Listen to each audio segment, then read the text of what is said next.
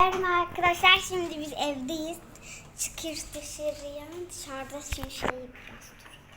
Şimdi dışarıda biz yağmurda da böyle ellerimi açacağım. Yağmurda ıslanacağız. Biraz çok heyecanlıyım. Ay çok heyecanlıyım. Hadi gel.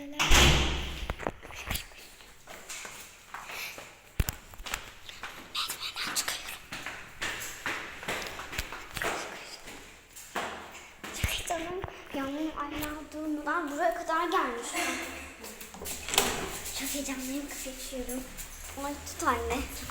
Ay bu ne biçim yağmur. İnanmıyorum.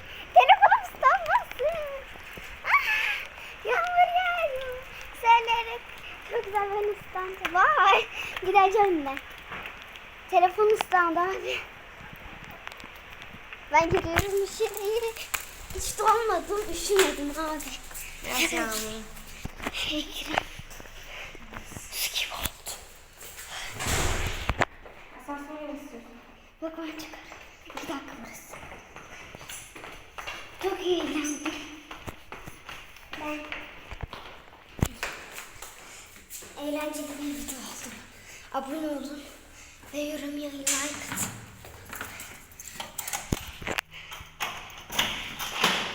Bay bay.